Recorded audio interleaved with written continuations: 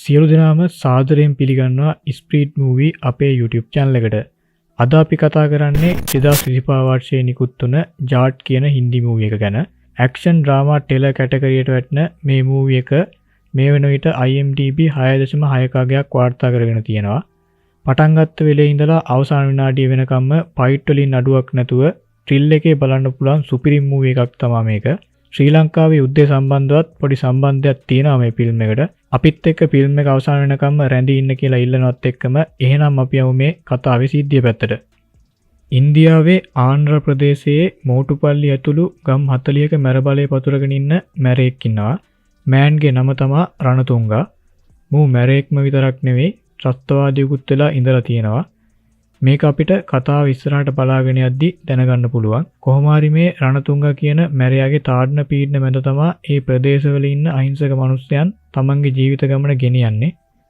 ඒත් එක්කම ඔන්න පිටරටකින් එන කොන්ට්‍රැක්ට් එකක් නිසා මේ මිනිස්සයන්ට තවත් දරුණු දේවල් වලට මුහුණ දෙන්න සිද්ධ වෙනවා. ඔන්න මේ අතරවාරයේ තුර තමයි ජාට් කියලා ආගන්තුකයෙක් ගමට එන්නේ. ඒ ඇවිල්ලා මේ ගමේ අය විඳින කරදර දැකලා ජාට් මේ රණතුංගගේ චැප්ටර් ක්ලෝස් කරලා දානවා. ඒ කියන්නේ රණතුංගව ඉවරයක්ම කරලා දානවා. ඔන්න ඔහොම තමයි මේ ඇක්ෂන් ගොඩක් පිරුණු සුපිරි මූවී එකේ කතාව දිගහැරෙන්නේ. ඔන්න මං කලින් කිව්වා වගේ පටන් ගත්ත වෙලේ ඉඳලා අවසාන වෙනකම්ම ට්‍රිල් එකේ කිසිම කම්මැලිකමක් නැතුව බලන්න පුළුවන් පට්ටම ෆයිට් ගොඩක් තියෙන සුපිරිම මූවී එකක් තමයි මේක. ඉතින් මේ කොන්ට්‍රැක්ට් එක නිසා මේ අහිංසක මිනිස්සයන්ට මොන වගේ කරදර වලට මුහුණ දෙන්න වෙයිද? ජාට් මේ රණතුංගා කියන මැරයාගේ කතාව කොහොම ඉවර කරයිද කියන දේවලුත් එක්ක අපි යමු මේ මූවී එකේ සම්පූර්ණ කතාව පැත්තට. ඊට කලින් පුංචි දෙයක් මතක් කරන්නම්. ඔයාලා තාම අපේ channel එක subscribe කරලා නැත්නම් ඔය පහළ තියෙන subscribe button එක touch කරලා ඊට එහා පැත්තේ තියෙන bell icon එක touch කරන්න. එතකොට ඔයාලට මම වීඩියෝ එකක් දාපු ගමන් ඔයාලා ළඟටම ඒ වීඩියෝ එක ගෙන්න ගන්න පුළුවන්. හරි අපි දැන් යමු එහෙනම් මූවී එකේ සම්පූර්ණ කතාව පැත්තට.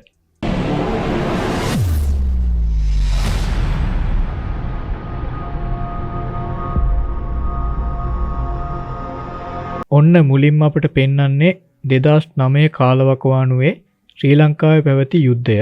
එහෙම නැත්නම් කොටි ත්‍රස්තවාදීන් ඉවරයක් කරලා දවස් 2කට පස්සේ ශ්‍රී ලංකා හමුදාව යාපනයේ ප්‍රදේශයේ මංගූස් කියන වනාන්තරයට යනවා. මේ යන්නේ කොටි ත්‍රස්තයන් වල දාපු තුවක්කු පතුරම් වගේම වටිනා කියන දේවල් හොයන්න. මේ සඳහා අහල පහල ගම්වල ජනතාවගේ සහයෝගය තමයි ලබා ගන්නෙ.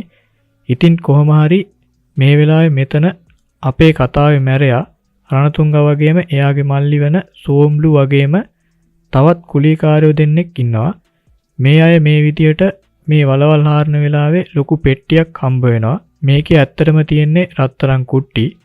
මේ අය දැන් ප්ලෑන් කරන්නේ මෙතන ඉන්න හමුදාය අයට පහර දීලා මෙතනින් පැනගන්නේ කොහොමද කියන එක. ඔන්න ප්ලෑන් කරපු විදියටම මෙතන ඉන්න හමුදාය අයට පහර දීලා මේ රණතුංගා ඇතුළු පිරිස මෙතනින් පැන ගන්නවා.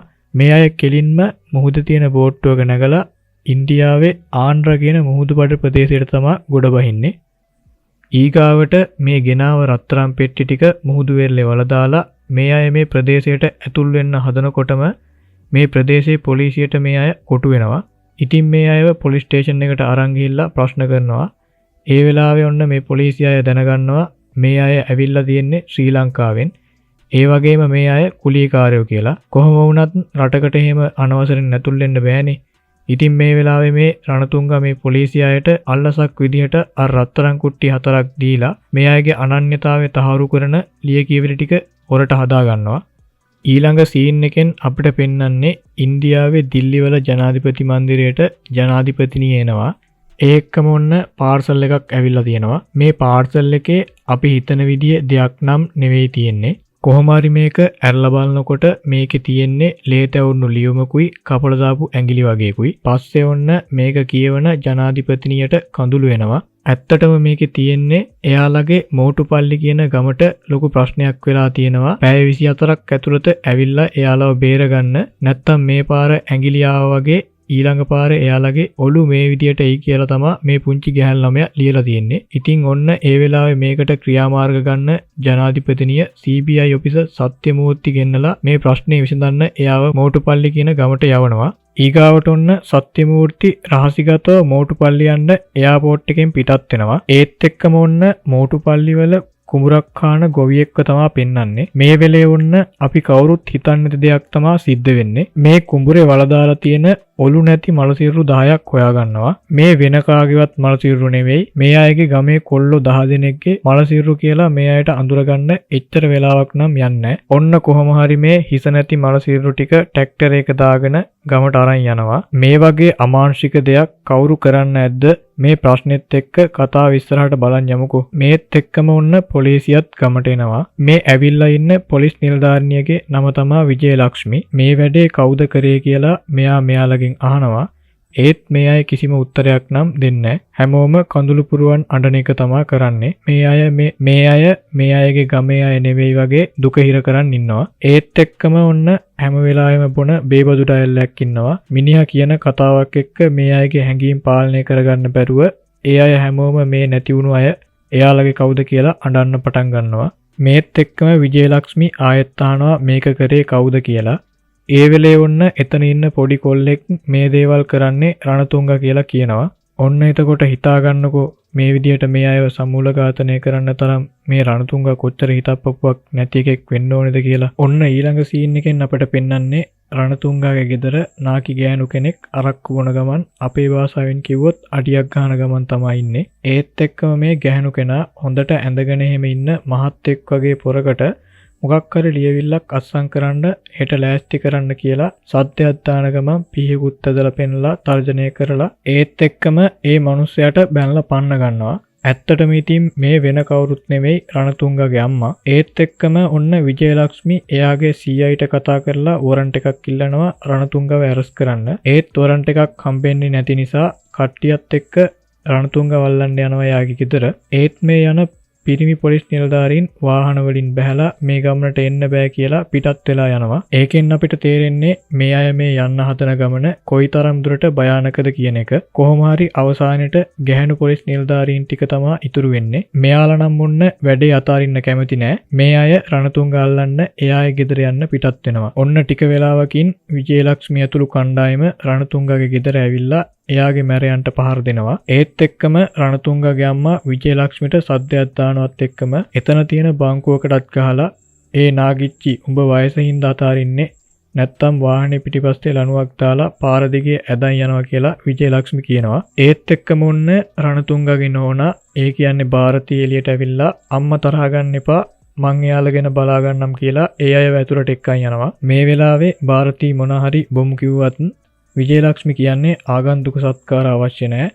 රණතුංගට එන්න කියන්න එයාව ඇරස් කරන්න ඕනි කියලා. මේ වෙලාවේ විජයලක්ෂ්මි පිස්ටල් එකක් දික් කරලා අපි මේ කතා කරනවා හොඳ වැඩි. ඌව ඇඳුම් නැතුව පාරේ අදන් යන්න ඕනේ. මිනිස්සු 10ක් මරලා ඉන්න මිනිමරුවා කියලා පොඩ්ඩක් සද්දෙට කතා කරනවා. මේකට තරහ යන ಭಾರತಿ පිස්ටල් එක විසික්වෙන්න ගහලා විජයලක්ෂ්මිව ඇදලා අරන් බිත්තියේ ඔලුව ගහනවා. පස්සේ ඔන්න විජයලක්ෂ්මි ඇතුළු කණ්ඩායම මේ කණ්ඩායමට අවාසනාවන්ත සිදුවීමක් තමයි සිද්ධ වෙන්නේ. මේත් එක්කම දොරවල් වහලා දාලා මැරයොන්ට කියලා මෙයාලගේ ඇඳුම් ඉරලා විසික් කරලා මෙයාලව නිරුවත් කරනවා. ඊට පස්සේ මෙයාලව කාමරයකට දාලා වහලා දානවා. ඔන්න ඊළඟට අපේ කතාවේ වීරයා ජාට් කෝච්චි යන සීන් එකක් තමයි පෙන්වන්නේ. ඉතින් මේ වෙලාවේ මොකක් හරි ටැමිල් අයගේ උත්සවයක් තියෙනවා.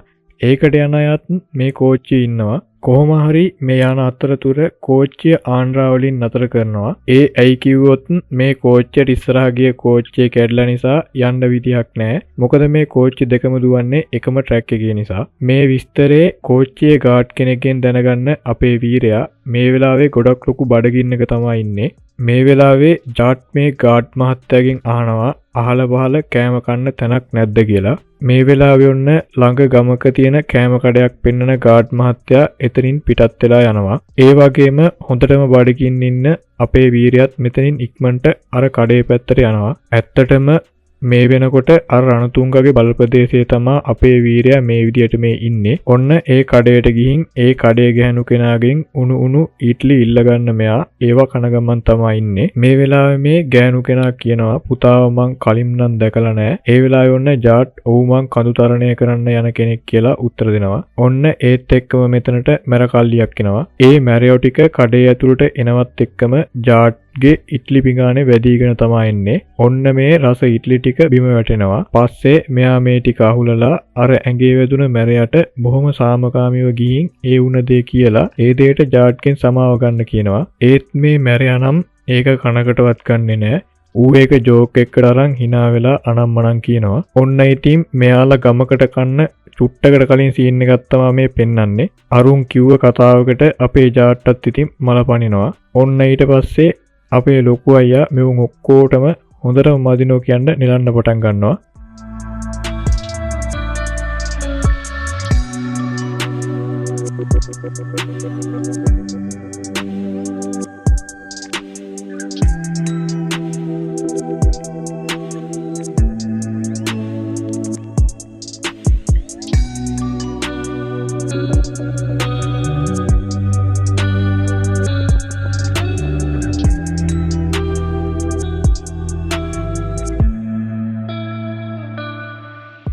කොහොම හරි මේ වලිය පටන් ගත්ත පෙර වාහනේ අරන් පැනලා යන්න යනකොට අපේ ලොකු අයියා මේ වාහනේ අතින් අල්ලන් යන්න නොදී නවත්තන් ඉන්නවා. මේ වගේ දේවල් ඇත්ත මිනිස්සුන්ට නම් කරන්න බෑනේ. ඒ චිත්‍රපටයේ ජාට්ට ඒ විදිහේ ශක්තිමත් පුද්ගලෙක් වගේ තමයි පෙන්ලා දීලා තියෙන්නේ. කොහොම හරි ඉතින් මූ කියන දේ අහන්නේ නෑනේ.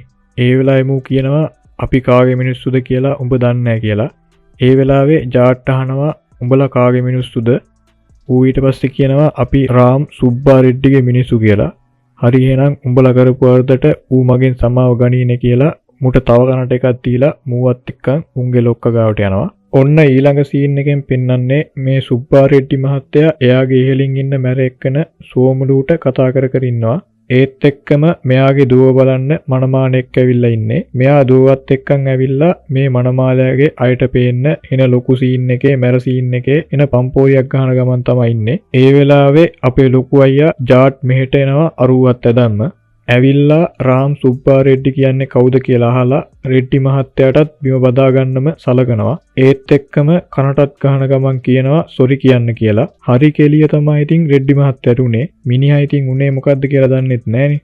මූ ඉතින් පුදුම වෙනවා. අයියාකෝ මටම ගහලා මටම සමාව ගන්න කියනවනි කියලා. ඔන්න ඊට පස්සේ ඉතින් උනදේ ලොකු අයියා රෙඩ්ඩි මහත්තයාට පැහැදිලි කරලා දීලා අර ඉට්ලි කතාව කියනවා. මූ සමාව ගත්තේ නෑ. ඔබතුමාගේ නම කිව්වා ඔබතුමා සමාව ගනී කියලා. දැන් ඉතින් මේ රෙඩ්ඩි මහත්තයා රෙදි නැතුව තමයි ඉන්නේ. පට්ට චාටර් වෙලා ඇයි මූ වෙන්න කලින් මූ වෙන මැරයෙක් ලුගාගා පම්පෝරි කෙල්ල ගමන් හිටියේ. කොහොම හරි මූත් සමාව ගන්නෙ නෑ. මුගේ මැරයෝ ධම්මලා අපේ ලොකු අයට ගස්සන්න තමයි හදන්නේ. ඒත් ඉතින් ගහයි කියලා තමයි බය. කොහොම හරි ඉතින් මෙවුන්ටත් මදිනෝ කියන්න නෙලනවා අපේ වීරයා. ආයෙම සමාව ගන්න කිව්වත් මූ නෙවෙයි සමාව ගන්නෙ. ඒ වෙලාවේ ඔන්න රෙඩ්ඩි මහත්තයත් එක නමක් කියනවා. අපේ අයියා දැනගත්තොත් උඹව කපලදායි කියලා සෝමුලු කියන නම කියනවා. ඇත්තටම ඉතින් මේ වෙන කවුරුත් නෙමෙයි රණතුංගගේ මල්ලි තමයි මේ සෝමුලු කියන්නේ. කොහොම හරි සුපුරුදු පරිදි ඒ නම ඇහුණ ගමන් ඌ සමාව ගනීනේ එහෙනම් මගෙන් කියලා රෙඩ්ඩි මහත්තයාවත් වාහනේ දාගෙන සෝමුලු හොයන් යනවා තුන්දෙනා එක්කම. මේ අතර වාරයේ තුර අර CBI ඔෆිස සත්‍යමූර්ති එයාපෝට් එකෙන් බැහැලා මෝටුපල්ලි කියන ගමට යන්න තමයි ලෑස්ති වෙන්නේ. මේ වෙලාවේ මේ ප්‍රදේශයේ ඇමතිට මේ සිද්ධිය අර එයාපෝට් එකේ ඉන්න පොලිස් නිලධාරියෙක් කෝල් කරලා දැනුම් දෙනවා. ඔන්න ඊළඟට මේ ඇමති රණතුංගගේ ගෙදරට කෝල් එකක් අරගන්නවා. මේ වෙලාවේ ඇමති කියන්නේ ඔයාලා කරන වැඩ දිල්ලි වලට ආරංචි වෙලා එහි CBI ඔෆිස කෙනෙක් මෝටුපල්ලි වලට එනවා. ඔය කරන් යන වැඩේ කිසිම සාක්ෂියක් ඉතුරු වෙන්න බෑ. ඒවා ඔක්කොම ඉවර කරලා දාන්න කියලා කියනවා. ඒත් එක්කම මේ පැත්තෙන් කතා කරන රණතුංග වෙනෝනා කියන්නේ රණතුංග ඔබතුමාට වචන දීලානේ තියෙන්නේ. එයා මේ ගැන බලාගනි කියලා. ඊළඟට රණතුංග එයාගේ මල්ලි කෝ කියලා අහනවා. මේ වෙලාවේ උන්න සෝමුලු අර එදා එයාගේ අම්මා කෑ ගහපු නිලධාරියා එක්ක තමයි ඉන්නේ. මොකක් හරි කොළ වගේක් සීල් තියලා අස්සම් කරන වැඩක තමයි ඉන්නේ. මේක ඉතින් හොඳ වැඩක් නම් වෙන්න බෑ. මොකද මේ හිස් කොළවලනේ මේ විදිහ සීල් තියලා අස්සම් කරන්නේ. කොහොම වුණත් ඔන්න ඊළඟට අපේ ලොකු අයියා ජාට් මේ සෝමුලු හොයන්න එනවා. රෙඩ්ඩි මහත්තයාට හොඳ පාරක් දෙනවා මේ දොර කැඩෙන්න. ඒත් එක්කම ජාට් ඇතුළට එනවා. ඇවිල්ලා සොරි කියන්න කියනවා. ඒත් සෝමුලුත් සොරි නම් කියන්නේ. ඉතින් අපේ ලොකු අයියා සුපුරුදු පරිදි ඉට්ලි කතාව ස්ටෝරිය කියන්න පටන් ගන්නවා. රෙඩ්ඩි මහත්තයා තමයි ඔයා සමාව ගනී කියලා මෙහෙට එක්කන් ආවේ කියලා කියනවා. ආයෙම සොරි කියන්න කියනවා. ඒත් කිසිම ප්‍රතිචාරයක් නැහැ. ඊට පස්සේ ඔන්න සෝමුලුගේ මැරෙක් ජාට්ට ගහනවා. ඔයාලට හිතාගන්න පුළුවන් ඊළඟට මොකද වෙන්නේ කියලා. ඉතින් අපේ ලොකු අයියා මේ අයටත් අරුන්ට වගේම මදිනු කියන්න නෙලලා සෝමුලුටත් හොඳටම නෙලනවා. ඒත් සොරි කියලා නම් කියන්නේ ඒ වෙලාවේ ඔන්න සෝමුලුත් කියන්නේ අපේ අයියා දැනගත්තොත් මට ගැහුවා කියලා උඹව කෑලි කරලා දායි කියලා කියනවා. කවුද උඹේ අයියා කියලා අහද්දී ඌ කියන්නේ රණතුංග කියලා. මේ අතරතුර ඔන්න CBI ඔෆිසර් සත්‍යමූර්ති අර පොලිසිය නිලධාරියත් එක්ක මෝටුපල්ලි කියන ගමට යන ගමන් තමයි ඉන්නේ. ඒ වෙලාවේ ඔන්න සත්‍යමූර්ති අහනවා මේ රණතුංග කියන්නේ කවුද කියලා. පස්සේ රණතුංග කියන්නේ කවුද කියලා මේ පොලිස් නිලධාරියා කියන්න පටන් ගන්නවා. අවුරුදු 15කට කලින් එක් දූෂිත පොලිස් නිලධාරියෙක් රත්තරන් ගඩොල් වලට ලෝභකමේ රටින් එළිය හිටපු සුප්‍රකට ජාත්‍යන්තර අපරාධකරුවෝ 4 දෙනෙක්ට රටට ඇතුල් වෙන්න ඉඩ දුන්නා. ඒ අතරින් එක්කෙනෙක් තමා රණතුංග කියලා කියන්නේ. රණතුංග අල්ලස් දීලා ඉන්දීය ප්‍රවේශියෙක් බවට පත් වුණා. පස්සේ එයා මෙහි තමන්ගේ අපරාධ රාජධානිය හදන්න පටන් ගන්නවා. මාළු අල්ලනවා වගේම මාළු අස්වැන්නේ කොටසක් දෙන්න ඕනි කියන ප්‍රශ්නෙත් එක්ක මේකට සෝමුලු පණ්ඩුල කියන ගමේ ප්‍රධානියා එක්ක වලියක් දාගන්නවා. ඒක නිසා පණ්ඩුල මේ වෙලාවේ සෝමුලුට ගහනවා. මේ තරහා හිතේ තියාගෙන ඉන්න රණතුංග වගේම සෝමුලු පණ්ඩුලව මරලා දානවා. ඒ වගේම අර මෙයාලට හොරට අනන්‍යතාවය හදලා දුන්න පොලිස් නිලධාරියත් මේක ආරංචි වෙලා ඇවිල්ලා එයත් මෙයාට බනිනවා. ඒ වෙලාවේ මේ රණතුංග එයාගේ බෙල්ලත් කඳින්ම වෙන් වෙන්න කඩු පාරක් දෙනවා. ඒ මිනිමැරුම් දෙකෙන් පස්සේ මුළු පළාතෙම භීෂණයක් ඇති වෙනවා. ඒ වගේම මේ විදියට ගම් ගානේ එයාලට විරුද්ධ වෙන අයව මරලා දානවා. හන්දි ගානේ මරලා එල්ලලා ගිනි තියනවා. ඒ වගේම අවුරුදු 16 18 වයසේ ළමයිනුත් මේවට හවුල් කරගත්තා. ඒ දේවල් වලට මෙයාලට බයික්, අරක්කු, කුඩු ගංජා වගේ දේවලුත් දෙන්න පටන් ගත්තා. මේ වගේ දේවල් කරලා රණතුංගගේ අනසක ටික ටික පතුරවන්න පටන් ගත්තා. පස්සේ ශ්‍රී ලංකාවේ හිටපු එයාගේ පවුලේ අයවත් මෙහෙට අරන් ආවා. ඒ වගේම ඊට පස්සේ මෙයාගේ කල්ලියට එක එක්කෙනා බඳව ගන්නත් පටන් ගත්තා. ඇත්තටම මේ ගම් 40ෙම අපේ රජයේ පාලනය නෙමෙයි තියෙන්නේ, රණතුංගගේ පාලනය තමයි තියෙන්නේ. ඒ වගේම එයා මේ විදිහට තමන්ගේ හමුදාව සූදානම් කරලා බලන් ඉද්දි වගේම ගම් 40ෙම එයා අයිති කරගත්තා. මේ වෙනකම්ම ඒ පළාතේ කිසිම ශක්තියකට එයාගේ අධිරාජ්‍ය බිඳින්න බැරි වුණා කියලා මේ පොලිස් නිලධාරියා සත්‍යමූර්තිට මේ රණතුංගගේ කතාව කියනවා. ඔන්න ඊළඟ සීන් එකෙන් අපිට පෙන්වන්නේ ජාට් සෝමුලු වගේම අනිත් අයත් ලොරියක දාගෙන රණතුංගගේ ගෙදර එනවා. ටිකකින් මෙතන ඉන්න මැරයොන්ට ගහනවත් එක්කම ජාට් සෝමුලුවත් ඇදගෙන රණතුංගගේ ගේ ඇතුළට යනවා. මේ වෙලාවේ ජාට් සෝමුලුට කියනවා උඹේ අයියට එන්න කියපන් කියලා. ඔන්න ඉතින් මේ මැරදේශයේ ලොකුම මැරයා කියලා හිතාගෙන ඉන්න රණතුංග එනවා ජාට්ව හම්බෙන්න. ඒ වෙලාවේ ඔන්න ජාට් රණතුංගට එයාට සොරි කියන්න කියනවා. ඒත් රණතුංග අහනවා ඇයි මං උඹට සොරි කියන්නේ කියලා. ඊට පස්සේ ඔන්න ආයෙත් අර ඉට්ලි කතාවේ ස්ටෝරිය රණතුංගට කියනවා. මේත් එක්කම එන රණතුංග එයාගේ මල්ලිට ඒ කියන්නේ සෝමුලුට කනේ පාරක් ගහලා කියන්නේ මේ වගේ පොඩි දෙයකටද මේ මිනිහව මෙහි අරන් ආවේ කියලා. ඒ කොහොම වුණත් රණතුංග අපේ වීරයාට සොරි කියලා කියනවා. ඒකෙන් අපේ ලොකු අයියා සතුටු වෙලා රණතුංගටත් ආදරෙයි සර් කියලා ඉට්ලි කඩේ මූ මට සොරි කිව්වා නම් මේක මෙච්චර දුර එන්නේ නැහැ කියලා යන්න දොර ළඟට යනවත් එක්කම ජාට්ට මෙතන මොකක් හරි අමුත්තක් තියනවා කියලා තේරෙනවා. ඉතින් ජාට් මුලින් ඉඳලා වුණ දේවල් මතක් කරලා බලනවා. ජිප්වල යන මිනිස්සුන්ගේ අත්වල ආයුධ තිබුණා. රාම් සුබ්බා රෙඩ්ඩිගේ ගෙදර සල්ලි වලින් පිරුණු බෑග් තිබුණා. ඒ වගේම රෙජිස්ට්‍රේෂන් ඔෆිස් එකේ ඉස් කඩදාසි වල සීල් එක ගහනවා දැක්කා. ඒ වගේම රණතුංගගේ ගෙදර මිදුලේ රෙද්දකින් වහපු පොලිස් ජිප් එකක් තිබුණා. තව මේ ගේ ඇතුලෙන් පොලිස් කාන්තාවන්ගේ ඇඳුම් CC එකට තියෙනවා. මේ දේවල් මතක් වෙලා යන්න ගියපු ජාට් ආයෙම හැරිලා ඇවිත් මට මෙතන මොකක් හරි අවුලක් පේනවා කියලා රණතුංගට කියන ගමන් මේ ඇඳුම් අහුල ඉස්සරහටම යද්දි අපේ වීරයාට ඒ කියන්නේ ජාට්ට මේ පොලිස් නිලධාරීන්ට මොකද වුනේ කියලා හිතා ගන්න පුළුවන් වෙනවා. ඊට පස්සේ මේ ඇඳුම් ටික අර පොලිස් කාන්තාවන්ට දෙනවත් එක්කම ආයෙ ඔන්න අපේ ලොකු අයියා වට කරගන්නවා මෙතන ඉන්න මැරයෝ ටික. ආයෙත් ඉතින් කලින් වගේ අපේ ලොකු අයියා මේ මැරයෝ ටිකට ගුටි පූජාව දෙන අතරතුර රණතුංග ගිහිල්ලා තුවක්කුවක් අරන් ඇවිල්ලා වෙඩි තියන්න තමයි හදන්නේ. ඒත් එක්කම අපේ ලොකු අයියාත් එයාගේ පිස්ටල් එක අරන් රණතුංගගේ පැත්තට දික් කරනවා. රණතුංගත් ලොකු බොසා පැත්තට තුවක්කුව දික් කරන් ඉන්නවා. ඉතින් මේ වෙලාවේ මේක නවත්තන්න රණතුංගගේ නෝනා මැදිහත් වෙනවා. අපි කරන්න ඉන්න වැඩ ටිකක් තියෙනවා. හදිසි වෙලා තීරණ ගන්න එපා. අපි මේ ගැන පස්සේ බලාගමු කියලා අපේ ලොකු අයියටයි අර පොලිස් කාන්තාවන් ටිකටයි යන්න දෙනවා. ඒ යන්න ඇරලා ජාට්ට ඒ කියන්නේ අපේ ලොකු අයියට රණතුංග කතා කරලා කියනවා හවස් වෙන්න කලින් මං ඔහෙව ඉවරයක් කරනවා කියලා. අපේ ලොකු අයියත් පුළුවන් දෙයක් කරන්න කියලා කින්ඩියකුත් දාලා එතනින් පිටත් වෙනවා. ඒ කොහොම වුණත් මේ අයට වැඩි දුරක් නම් හිතේ සැනසීමෙන් යන්න වෙන්නේ නැහැ. රණතුංගගේ මැරියෝ සෙට් එකක් ආයෙම මෙයාලා පස්සෙන් පන්නනවා. මේ වෙලාවේ අපේ ලොකු අයියා මෙවුන්ට සෙල්ලම් ටිකක් දාලා පැන ගන්න තමා හදන්නේ. මේ වෙනකොට එක පොලිස් කාන්තාවකට පිහිපාරකුත් වැදිලා අර මැරයොන්ගෙන්. ඉතින් මේ අය මෙතනින් ශනිකව මාරු වෙලා ගිහින් මේ මැරයෝ ටික කොහොම හරි මග ඇර ගන්නවා. මේ විදියට මේ පිහිපාර වැදිලා තියෙන්නේ දේවි කියන පොලිස් කාන්තාවට. කොහොම හරි මෙයාට බේට් ටිකක් දාගන්න කවුරුත් ඉන්නවද බැලුවට මේ ගමේ අය කවුරුත් පේන්න නම් නැහැ. මේ වෙලාවේ මේ දේවිට වතුර ඕනේ කියලා කියනවා. ඉතින් අපේ ලොකු අයියා යනවා වතුර හොයන්න. මේ කොහෙවත් වතුර නම් නැහැ. ඒත් වාසනාවකට එක ගැහණු කෙනෙක්ට මේක ඇහි වතුර එකක් අරන් එනවා. ඒත් හරිම කනකාටුදායක දෙයක් තමයි වෙන්නේ. වතුර ගේනවත් එක්කම දේවි මිය යනවා. ඉතින් මේ අයට හරිම දුකයි මේ වුණ දේ ගැන. ඊළඟට ඔන්න මෝටුපල්ලි යන CBI ඔෆිස සත්‍යමූර්ති හම්බෙන්න අර ඇමතියනවා. ඒ වෙලාවේ මේ ඇමති කියන්නේ මේ ප්‍රදේශවල පාරවල් එච්චර හොඳ නැහැ. මේ ළඟ මගේ ගෙස්ට් එකක් තියෙනවා. මගේ වාහන තියෙනවා. වාහනේ පුරවලා සල්ලි තියෙනවා. මේ දවස් දෙක හොඳට ගිහින් විනෝද වෙලා මේ කිසිම අවුලක් නැහැ කියලා ලියුම බාර දෙන්න කියලා කියනවා. ඉතින් මේ කතාව අහලා සත්‍යමූර්තිට මල පැනලා මේ ඇමතිටත් බැනලා ආයම මෝටුපල්ලි යන්න පිටත් වෙනවා. ඔන්න ඊළඟට ඇමති රණතුංගට කතා කරලා CBI සත්‍යමූර්තිව නවත්තන්න බැරි වුණා. එයා මෝටුපල්ලි එනවා කියලා එයාව දැනුවත් කරනවා. ඒත් එක්කම අර වෙලාවේ වුණ දේ එක්ක සත්‍යමූර්තිට සැකයක් එනවා. ඇමති වගේම මේ රණතුංග අතරේ මොකක් හරි සම්බන්ධයක් තියෙනවා කියලා. මෙයා එක්ක ඉන්න පොලිස් නිලධාරියාගෙන් අහන්නේ මේ පිළිබඳ මුකුත් හෝඩුවාවක් නැද්ද කියලා. ඒ වෙලාවේ රණතුංගට දාපු FIR එක කොපියක් පෙන්නනවා. ඒ වගේම මේකේ ෆොටෝ එකක් එයාලගේ මූල ස්ථානයට යවලා මේකට අපරාධ නඩු මොනවද තියෙන්නේ කියලා බලන්න කියනවා. ඔන්න මේ වෙලාවේ රණතුංගගෙන් කෝල් එකක් එනවා. එක කෙල්ලෙක් මැරුණා නේද? ගමේ අය කවුරුත් නැහැ නේද? කොහොමද ගමේ නිහඬියව බලාගෙන හිටපන්. දැන් ඉඳන් උඹලගේ එක එකා ගානේ මැරෙන්න පටන් ගනී කියලා. ඔන්න කොහොම වුණත් ජාට්ට දැන් පොඩි ප්‍රශ්න කිහිපයක් මතුවෙනවා. ඒ තමයි රණතුංගට දැන් මෙහි වෙන දේ ආරංචි වෙන්නේ කොහොමද? ඒ වගේම මේ ගමට මොකද වුනේ? මේ ගමේ ඉඳපු ගම්වැසියෝ කොහෙද?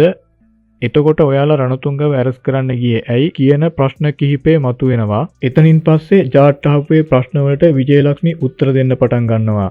මේ පළාතේ කල්නුත් මිනි හම්බෙලා තියෙනවා. ඒත් අද උදේ පළවෙනි වතාවට සාක්ෂිකාරයෙක් හම්බ වුණේ. ඒ නිසා තමයි මම රණතුංගව ඇරස් කරන්න ගියේ. ඒත් එහෙම ගියාම එක භයානක ඇත්තක් තමයි දැනගන්න හම්බ වුණේ. ඔන්න ඊට පස්සේ අපිට පෙන්වන්නේ ಭಾರತಿ කියන කතාවක්. විජයලක්ෂ්මීගෙන් ಭಾರತಿ අහනවා උඹ දන්නවද මේ කතාව පටන් ගත්තේ කොහොමද කියලා. ඔන්න දැන් තමයි මේ ගම් වලට මොකද වුනේ කියන කතාව පටන් ගන්නෙ. ස්විට්සර්ලන්තයේ ඩාවෝස් කියන ප්‍රදේශයේ වෙන සිදුවීමක් තමයි පෙන්වන්නේ. අර ඇමතිට මෙහි ඉන්න අය ප්‍රොජෙක්ට් එකක් ගැන තමයි කියන්නේ. ඒ තමයි යුරේනියම් වලට ආදේශකයක් ලෙස භාවිතා කරන්න පුළුවන් දුර්ලභ විකින්නශීලී මූලද්‍රව්‍යයක් වන තෝරියම් කියන මූලද්‍රව්‍ය ඉන්දියාවේ ආන්ධ්‍ර ප්‍රදේශවල සතුම් 600ක වෙරළ කලාපයේ කිලෝමීටර් 600ක ප්‍රදේශයේ හොඳම තෝරියම් තියෙනවා. අපිට මේ ප්‍රදේශය හිස්ව උවමනා කරලා තියෙනවා.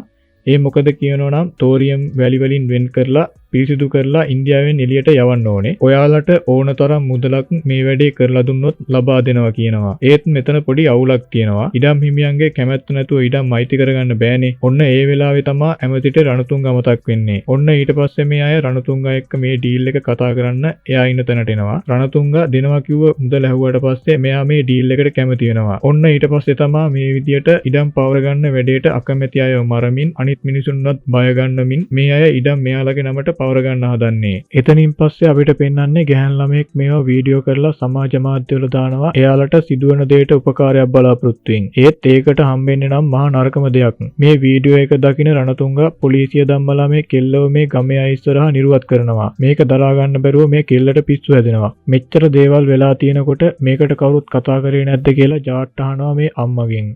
ඒ වෙලේ එක ගමක් මේ වෙනුවෙන් කතා කරා. ඒත් ඒ අයටත් බොරු වැරදි පටවලා පොලිසිය හොඳටම ගහපු එක තමා කරේ. මේ අය සාධාරණයක් උනේ නැති හින්දා ගුටි කාලා ආයම ගමට එනවා. ඊට පස්සේ තමා ජනාධිපතිනියට අර විදියට ලියුමක් ලියලා ඇඟිලි කපලා දාලා යවන්නේ. ඒ යවපු ඇඟිලි එක්ක තිබුණු පාර්සලේ තමා අපිට ෆිල්ම් එක මුලින්ම බලනකොට දැක ගන්න හම්බ වුනේ. ඊළඟට මේ පාර්සලේ දීලා එනකොට මෙයාලට රණතුංගගේ අය පහර දීලා මෙයාලගේ ශරීරයෙන් හිස වෙන් කරලා දානවා. ඒ තමයි අර කුඹුරෙන් අපිට හම්බ වුණු ඔළුව නැති මලසිරු විදියට තිබුණේ. ඒ සීන් එක එතනින් කට් වෙනකොට ඊළඟට අපිට පෙන්වන්නේ විජයලක්ෂ්මී ජාට්ට අඬ කියන්නේ එදා අපි හිර කරලා ඉන්නකොට උන් අපිවත් දූෂණය කරා කියලා. අර අම්මත් අඬ ජාට්ට කියන්නේ එළිය නම් රට වෙනුවෙන් යුද්ධ කරන්න ගොඩක් අය ඉන්නවා. ඒත් රට ඇතුලේ අපි වගේ අයට උදව් කරන්න කවුරුත් නෑ පුතේ කියලා. අපේ වීරයත් ඉතින් මේවට දුකින් තමයි ඉන්නේ. ඔන්න ඊළඟට අපේ වීරයා මේ අම්මට කියනවා අම්මා මම ගොවියෙක් මම ජාට්. ඔයාගේ මගේ බැඳීම තියෙන්නේ ලේවල නෙවෙයි මේ පොළොවේ තියෙන පස්වල මේ පස අපේ මෑණියන් පළවෙනි හුස්මේ ඉඳලා අන්තිම හුස්ම වෙනකම්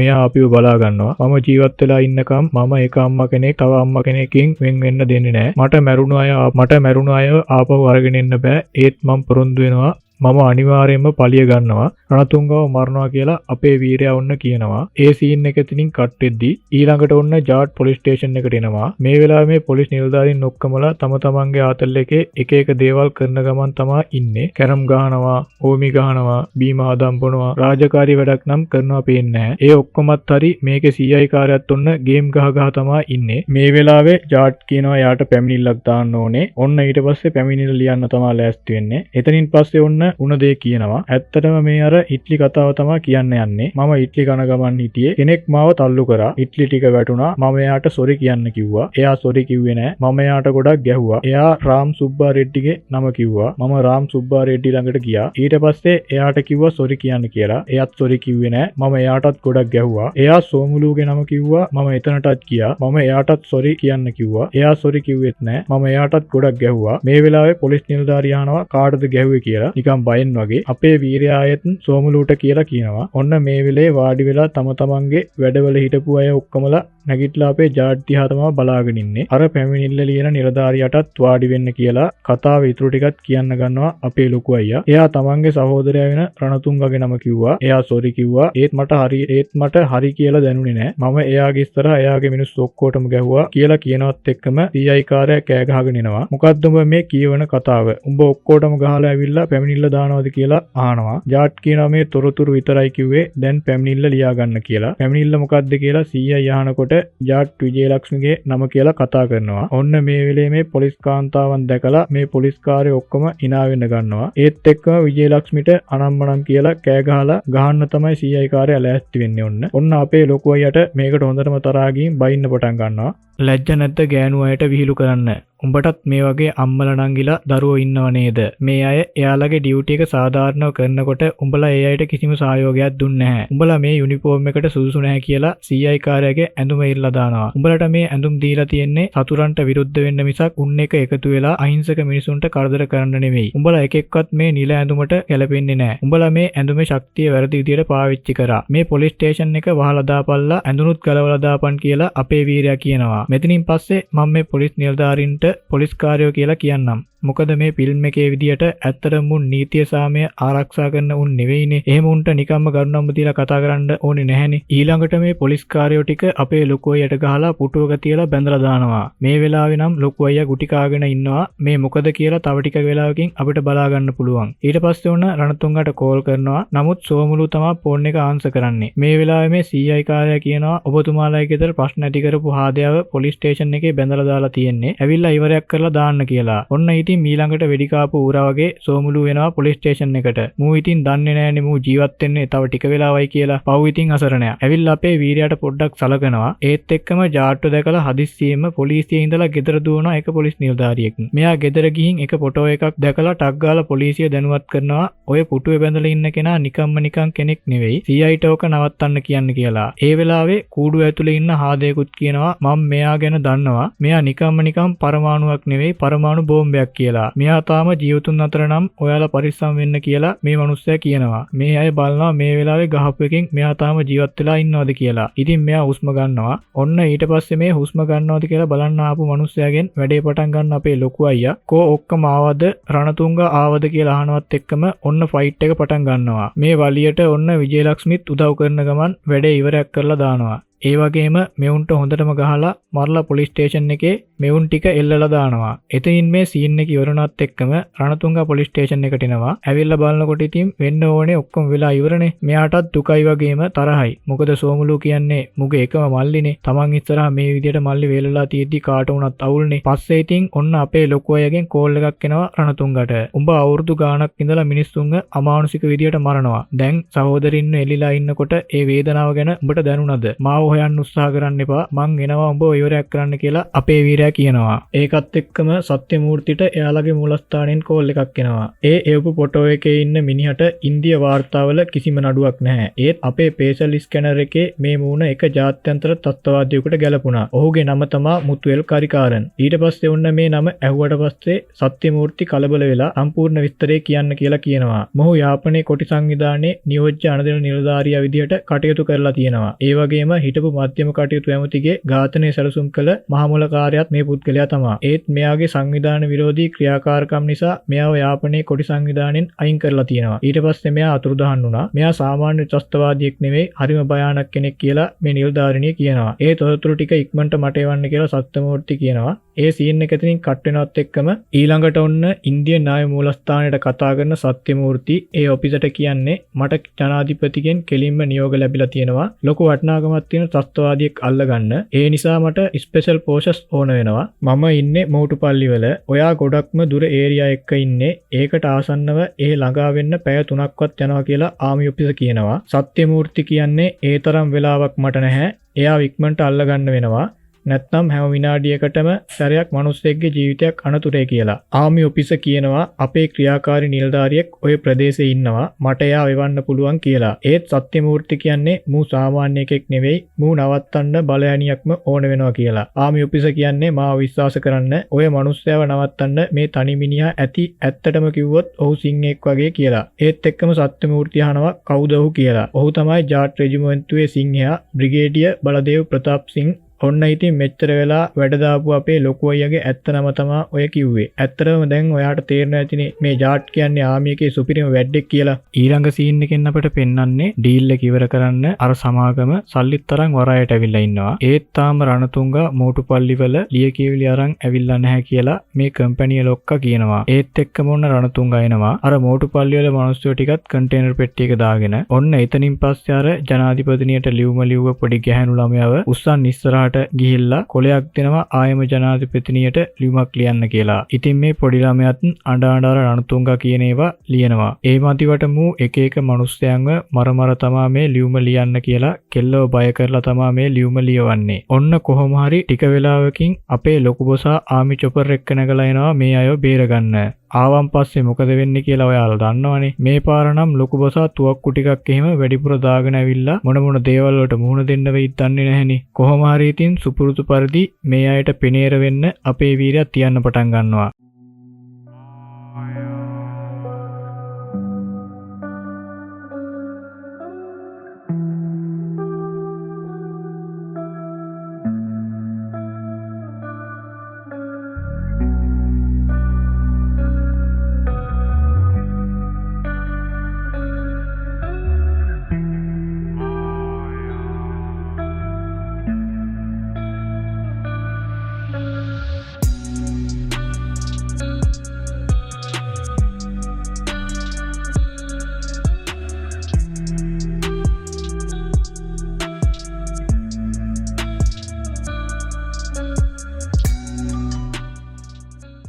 කොහොමාරි අවසානයේට රණතුංග මෙතන ඉන්න පොඩි කෙල්ලව ප්‍රාණාපයට අරන් තුවක්කුව බිම දාලා දන ගහන්න කියනවා. අපේ වීරයා ජාට්ට වෙඩි තියන්න තමයි මේ රණතුංග ලෑස්ති වෙන්නේ. ඒත් ගම්වැසියෝ මේකට මැදිහත් වෙනවා. රණතුංග මේකට අවධානය ඉන්නකොට අර කෙල්ලව එතනින් ඉවත් කරලා ගමේ අයත් අයින් වෙනවා. ඔන්න ඊට පස්සේ අපේ වීරයා ජාට් රණතුංග එක්ක ෆයිට් කරලා රණතුංගට හොඳටම නෙලනවා. ඒ වෙලේම සයිනයිට් කාලා මැරෙන්න තමයි හදන්නේ. ඒ ජාට්ටේ ළඟ තියෙන දම්වැලක් මුගේ බෙල්ලට දාලා අරායට ඒක දෙනවා අදින්න කියලා. ඉතින් අවසානයේට අහිංසක මිනිස්සුන්ගේ ජීවිත පිළිගත්තු රණතුංගව හැමෝම ඉස්සරහා එල්ලලා මරලා දානවා. ඔන්න ඊට පස්සේ CBI ඔෆිසර් මෙතනට ඇවිල්ලා ඔයා වගේ මිනිස්සු මේ රටේ ධෛර්යය වගේම අභිමානය රට ඔයා ගැන ආඩම්බර වෙනවා. බ්‍රිගේඩියර් බලදේව් ප්‍රතාප් සිං කියලා සැලුට් කරනවා.